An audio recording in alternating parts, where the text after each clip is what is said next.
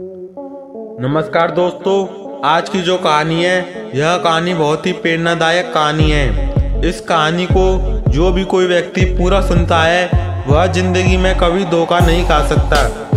यह कहानी आपको सुनना बहुत ही जरूरी है। अगर कोई स्त्री इस कहानी को सुन रही है तो वह अपने ऊपर इस कहानी को न ले जाए, क्योंकि इस दुनिया में कुछ ऐसी स्त्री हैं जो सुशील और सुंदर स्त्रियों को बदनाम करती हैं। दोस्तों, देरी न करते हुए इस कहानी को शुरू करते हैं। सेठ लगनदास जी के जीवन की बगिया फलनी थी। कोई ऐसा मानवीय, आध्यात्मिक या चिकित्सात्मक प्रयत्न न था जो उन्होंने न किया हो। यूं शादी में एक पत्नीव्रत के कायल थे, मगर जरूरत और आग्रह से विवश होकर एक दो नहीं 5 शादियां की। यहाँ तक कि उम्र के 40 साल गुजर गए और अंधेर घर में उजाला न हुआ। बेचारे बहुत रंजीता रहते। यह धन संपत्ति, यह ठाट बाट, यह वैभव और यह ऐश्वर्य क्या होंगे? मेरे बाद इनका क्या होगा? कौन इनको भोगेगा? यह ख्याल बहुत अफसोसजनक था। आखिर यह सलाह हुई कि किसी लड़के को गोद लेना चाहिए, मगर यह मसला पारिवारिक झगड़ों के कारण सालों तक स्थगित रहा। जब सेठ जी ने देखा कि बीवियों में अब तक बदसूरत कसमकस हो रही है, तो उन्होंने नैतिक साहस से काम लिया और एक होनहार अनाथ लड़के को गोद ले लिया। उसका नाम रखा गया मगनदास। उसकी उम्र 5-6 साल से ज्यादा न थी। भला का जहीन और तमीज़दार, मगर औरतें सब कुछ कर सकती हैं, दूसरे के बच्चे को अपना नहीं समझ सकती। यहाँ तो 5 औरतों का साझा था। अगर उसे एक प्यार करती तो बाकी 4 औरतों का फर्ज था कि उससे नफरत करें। हाँ, सेठ जी उसके साथ बिल्कुल अपने लड़के की सी मोहब्बत करते थे। पढ़ाने को मास्टर रखे और सवारी के लिए घोड़े, रईसी ख्याल के आदमी थे। राग रंग का सामान भी मुहैया था। गाना सीखने को लड़के ने शौक किया तो उसका भी इंतजाम हो गया। गरज जब मगनदास जवानी पर पहुंचा तो रईसाना दिलचस्पियों ने उसे कमाल हासिल था। उसका गाना सुनकर उस्ताद लोग कानों पर हाथ रखते। सहसवार ऐसे कि दौड़ते हुए घोड़े पर सवार हो जाते। डील डॉल शक्ल सूरत में उसका सा अलबेला जवान दिल्ली में कम होगा। शादी का मसला पेश हुआ। नागपुर के करोड़पति सेठ मक्खनलाल बहुत लहराए हुए थे। उनकी लड़की से शादी हो गई। धूमधाम का जिक्र हुआ और किस्सा वियोग की रात से भी लंबा हो जाए, मक्खनलाल का उसी शादी में दीवाला निकल गया। इस वक्त मगनदास से ज्यादा ईर्ष्या के योग्य आदमी और कौन होगा? उसकी जिंदगी की बाहर उमंगों पर भी और मुरादों के फूल अपनी सबनदी ताजगी में खिल खिलकर हुस्न और ताजगी का समा दिखा रहे थे, मगर तकदीर की देवी कुछ और ही सामना कर रही थी। वह सैर सपाटे के इरादे से जापान गया हुआ था कि दिल्ली से खबर आई कि ईश्वर ने तुम्हें एक भाई दिया है। मुझे इतनी खुशी हुई है कि ज़्यादा अरसे तक जिंदा न रह सकूं। तुम मुझे जल्द लौटाओ। मगनदास के हाथ से तार का कागज छूट गया और सर में ऐसा चक्कर आया कि जैसे कोई ऊंचाई से गिर पड़ा है।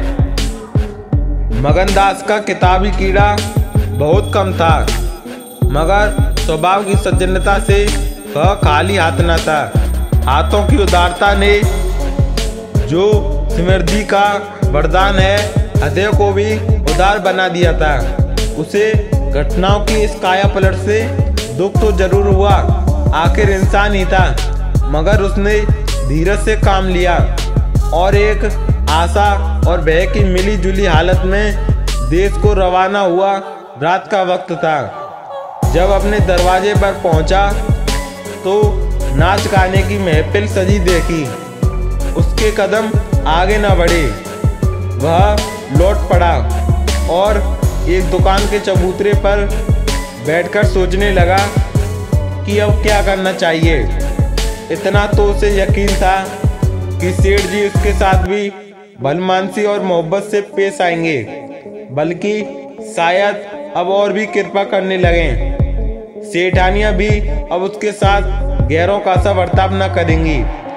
मुमकिन है मजली बहू जो इस बच्चे की खुशनसीब माँ थी उससे दूर दूर रहे, मगर बाकी 4 सेठानियों की तरफ से सेवा सत्कार में कोई शक नहीं था।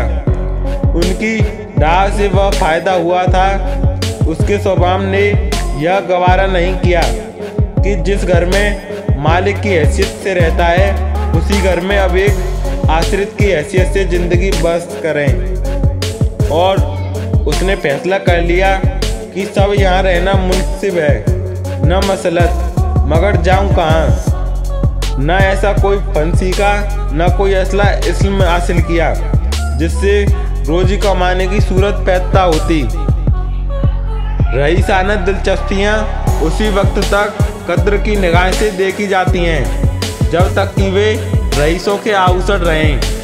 जीविका बन करके सम्मान के पद से गिर जाती हैं। अपनी रोजी हासिल करना तो उसके लिए कोई ऐसा मुश्किल काम न था। किसी सेठ साहूकार के यहाँ मुनीम बन सकता था, किसी कारखाने की तरफ से एजेंट हो सकता था, मगर उसके कंधे पर एक भारी जुआ रखा हुआ था। उसे क्या करें? एक बड़े सेठ की लड़की जिसने लाड पाट से परवरिश पाई, उससे यह कंगाली की तकलीफें क्यों कर झेली जाएंगी? क्या मक्खनलाल की लाडली बेटी एक ऐसे आदमी के साथ रहना पसंद करेगी जिसे रात की रोटी का भी ठिकाना नहीं? मगर इस फिक्र में अपनी जान क्यों खपाऊं? मैंने अपनी मर्जी से शादी नहीं की, मैं बराबर इनकार करता रहा। सेठ जी ने जबरदस्ती मेरे पैरों में बेड़ी डाली है, अब वही इसके जिम्मेदार हैं। मुझसे कोई वास्ता नहीं। लेकिन जब उसने दोबारा डंडे दिल से इस मसले पर गौर किया तो बचाव की कोई सूरत नजर न आई।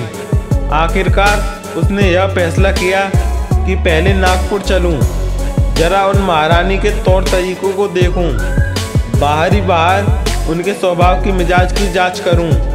उस वक्त तय करूंगा कि मुझे क्या करने चाहिए।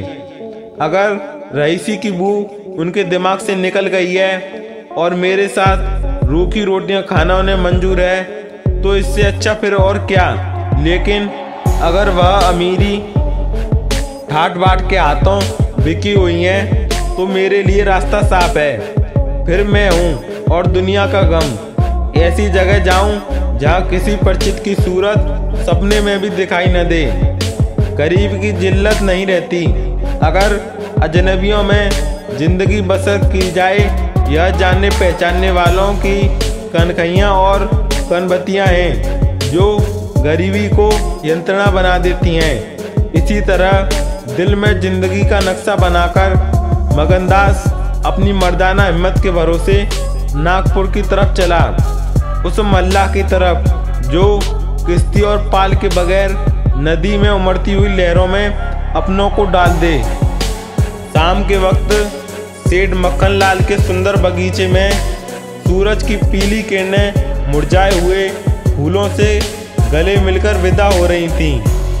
बाग के बीच में एक पक्का कुआं था और एक मौलसरी का पेड़ था। कुएं के मुंह पर अंधेर की नीली सी नकाब थी। पेड़ के सिर पर रोशनी की सुनहरी चादर थी। इसी समय एक नौजवान थका मांदा कुएं पर आया और लोटे से पानी भरकर पीने के बाद जगत पर बैठ गया। मालिन ने पूछा, कहाँ जाओगे? मगनदास ने जवाब दिया कि जाना तो था बहुत दूर, मगर यहीं रात हो गई। यहाँ कहीं ठहरने का ठिकाना मिल जाएगा? मालिन, चले जाओ, सेठ जी की धर्मशाला में बड़े आराम की जगह है। मगनदास, धर्मशाला में तो मुझे ठहरने का भी संयोग नहीं हुआ। कोई हर्ज ना हो तो यहीं पड़ा रहूं।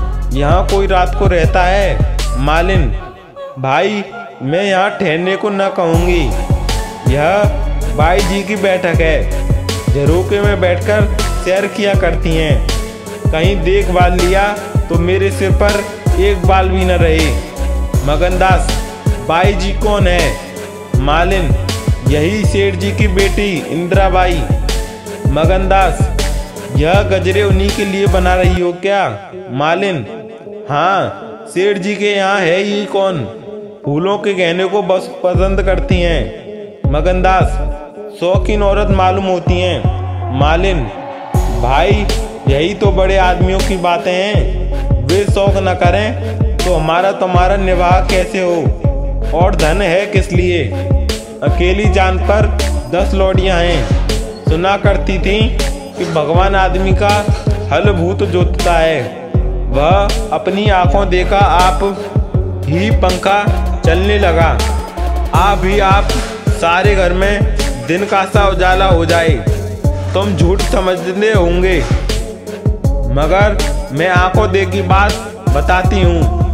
उस गर्व की चेतना के साथ जो किसी नादान आदमी के सामने अपनी जानकारी के बयान करने में होता है। बूढ़ी मालिन अपनी सर्वगत्या का प्रदर्शन करने लगी। मगनदास ने उकसाया होगा, भाई बड़े आदमी की बातें निराली होती हैं। लक्ष्मी के बस में सब कुछ है, मगर अकेली जान पर 10 लौंडियां, समझ में नहीं आता। मालिन ने बुढ़ापे के चिड़चिड़ेपन से जवाब दिया, तुम्हारी समझ मोटी हो तो कोई क्या करे? कोई पान लगाती है, कोई पंखा जलती है, कोई कपड़े पहनाती है। 2000 रुपए में तो सेज गाड़ी आई थी। चाहो तो मुंह देख लो, उस पर हवा खाने जाती हैं। एक बांगलिन गाना बजाना सीखती है, मैम पढ़ाने आती हैं। शास्त्री जी संस्कृत पढ़ाते हैं। कागज पर ऐसी सूरत बनाती हैं कि अब बोली और अब बोली की दिल की रानी है। बेचारी के भाग फूट गए। दिल्ली की सेठ लगनदास के गोद लिए हुए लड़के से ब्याह हुआ था, मगर राम जी की लीला 70 बरस के मुर्दे को लड़का दिया। कौन पति आएगा? जब से यह सुनवाई आई है तब से बहुत उदास रहती हैं। एक दिन रोती हैं। मेरे सामने की बात है, बाप ने देख लिया। समझाने लगे, लड़की को बहुत चाहते हैं। सुनती हूँ दामाद को यहीं बुलाकर रखेंगे। नारायण को मेरी रानी दूध नहाए फूटो पले, माली मर गया था। उन्होंने आड़ न ली होती तो घर भर के टुकड़े मांगती। मगनदास ने एक ठंडी सांस ली। बेहतर है अब यहाँ से अपनी इज्जत आबरू लिए हुए चल दो, यहाँ मेरा निभाह न हो। इंदिरा रईस जाती है, तुम इस काबिल नहीं हो कि उसके शौहर बन सको। मालिन से बोला तो धर्मशाला में जाता हूँ, जाने वहाँ ठाट बाट मिल जाती है या नहीं, मगर रात ही तो काटनी है, किसी तरह कट जाएगी। रईसों के लिए मखमली गद्दे चाहिए, हम मजदूरों के लिए पुआल ही बहुत है। यह कहकर उसने लुटिया उठाई, ठंडा संभाला और दर्द भरे दिल से एक तरफ चल दिया। उस वक्त इंदिरा अपने झरोके पर बैठी हुई थी, इन दोनों की बात सुन रही थी। कैसा संयोग है कि स्त्री को स्वर्ग की सब सिद्धियां प्राप्त हैं और उसका पति आवारों की तरह मारा मारा फिर रहा है, उसे रात काटने का ठिकाना नहीं।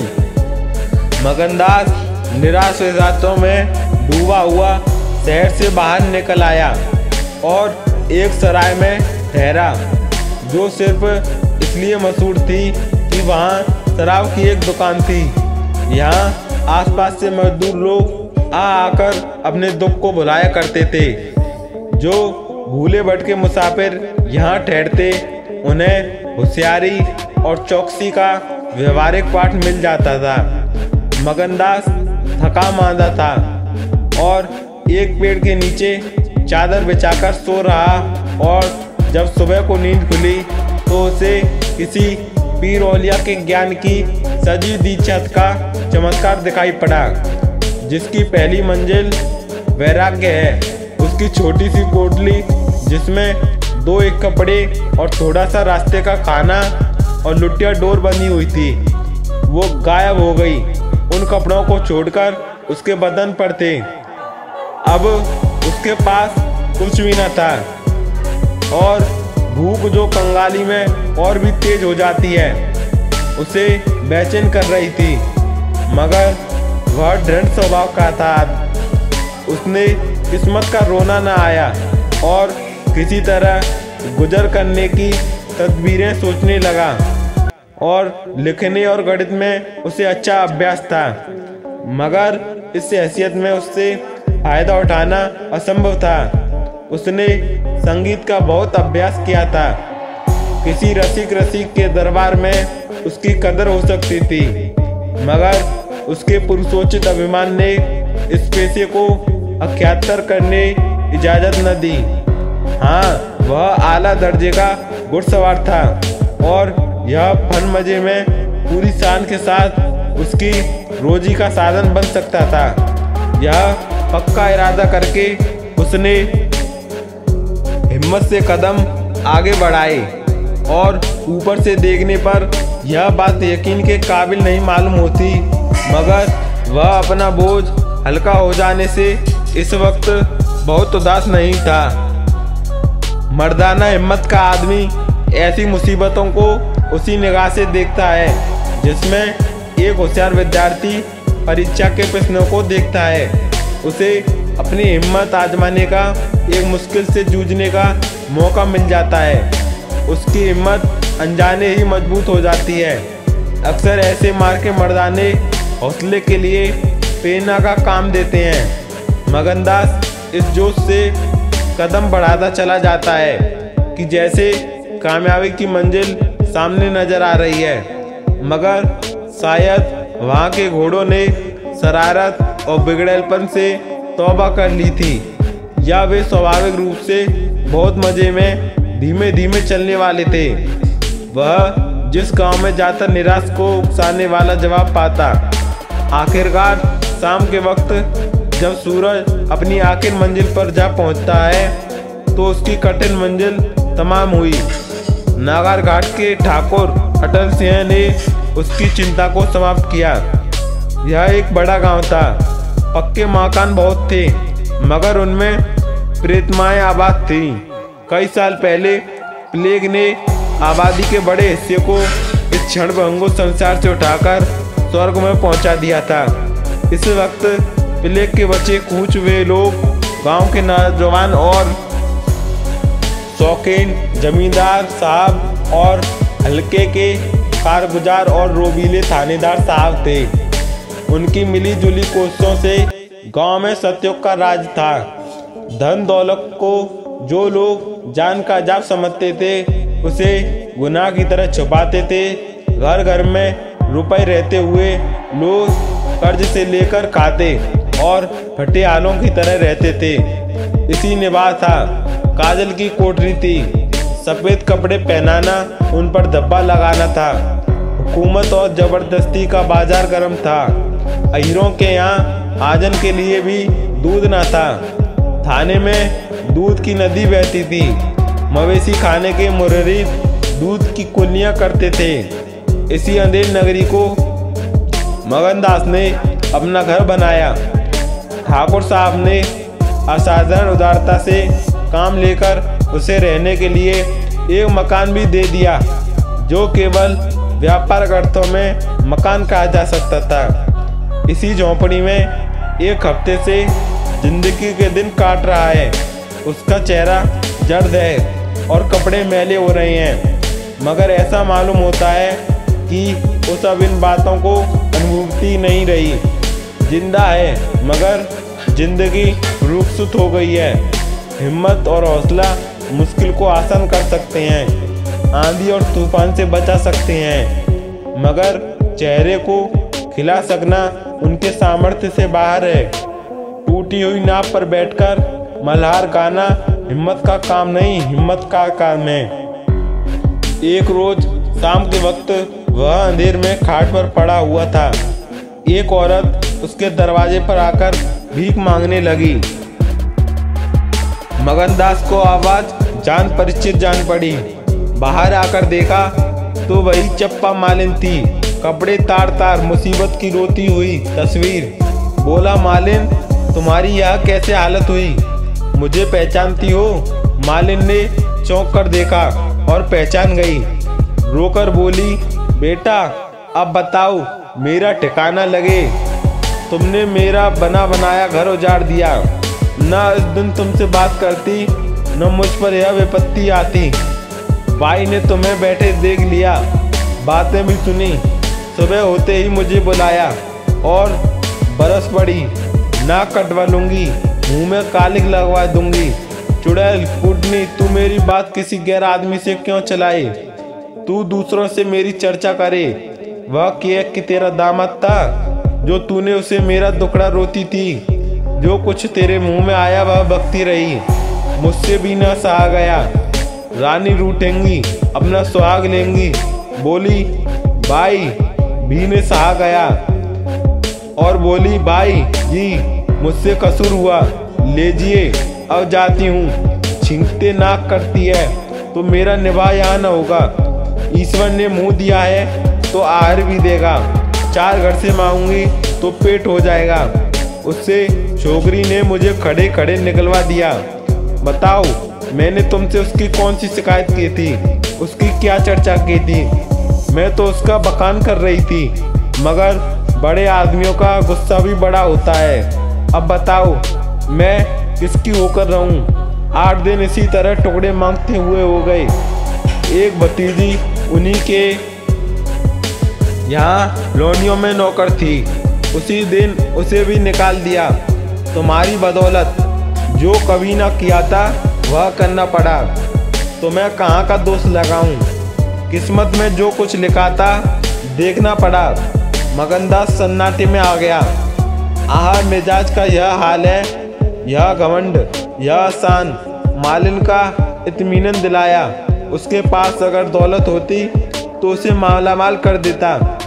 सेठ मक्खन लाल की बेटी को भी मालूम हो जाता कि रोजी की कुंजी उसी के हाथ में नहीं है। बोला, तुम फिक्र न करो, मेरे घर में आराम से रहो।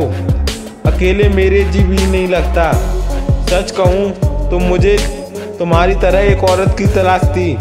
अच्छा हुआ तुम आ गई। मालिन ने आंचल फैलाकर असीम आशीर्वाद दिया। बेटा तुम जुग जुग जियो, बड़ी उम्र हो। यहाँ कोई घर मिले तो मुझे दिलवा दो, मैं यहाँ रहूँगी। तो मेरी भतीजी कहाँ जाएगी? वह बेचारी शहर में किसके आश्रय रहेगी? मगनलाल ने खून में जोश आया। उसके स्वाभिमान को चोट लगी। उन पर यह आफत मेरी लाई हुई है। उसकी इस आवरगर्दी का